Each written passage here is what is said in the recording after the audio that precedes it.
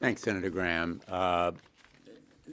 This resolution is really the result of our trip to Israel, but also to Egypt and Saudi Arabia, all around the region. The common view is that Iran is a toxic, malign force and has to be deterred. So this message basically says we support the president 1,000% in his efforts to deter a widening of this war.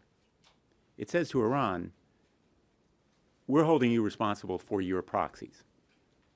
If this war widens as a result of what Hezbollah or the Quds Force or the IGRC does, we're holding you accountable. Don't be reckless. Don't be stupid. You don't want a war with the United States of America. And the United States of America doesn't want a war in the Middle East that's wider than what it is right now. So we are saying to the president, we're behind you when you say, don't, don't, don't, don't. It's that simple.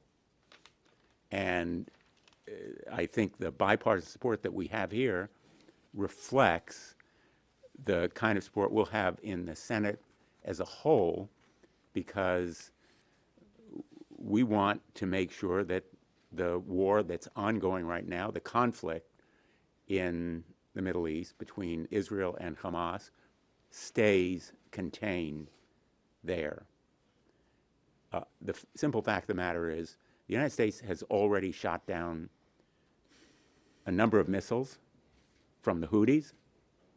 So we've sent that message in kinetic real time. We are attacking the IRGC surrogates in Syria, killing their people when they come against us. The president has shown that he is unreluctant to use United States force where it is necessary to deter Iran, and that he will hold Iran responsible for its surrogates and proxies. There's no question here that Hamas would not have the military capability it does without Iran. Hezbollah would not have 150,000 precision missiles without Iran. The Houthis would not have their arms without Iran.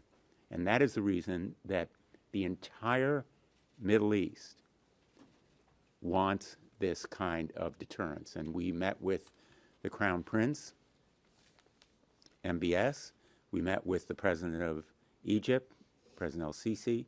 We met with Prime Minister Netanyahu and his war cabinet. The common refrain is deter a widening of the war. And the reason is very simply that they want a path to peace and stability, which Iran wants to block. There's no secret anywhere that the reason for Hamas's timing here is very simply that, in fact, as the Crown Prince said, Israel and Saudi Arabia were moving, quote, closer every day to normalizing their relationship.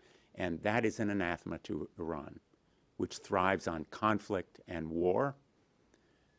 Peace and stability are what the vast majority of people in the Middle East want, and they should, because it's the key to their economic prosperity. So we're going to continue to urge every measure in the economic sphere that can be done through sanctions, through tightening of enforcement of existing sanctions, and new sanctions that may be imposed. And I believe there will be very, very strong bipartisan support for that path as well, which is necessary and useful to cut off the flow of revenue to Hamas and Hezbollah from Iran's sale of oil and the revenues it derives from it. So on the economic front, I think there is much more that can be done, and I think the administration is very receptive and eager to explore a number of new avenues. And we had a very, very productive meeting with the president on Wednesday night, and I think we have a lot of shared views and certainly shared values.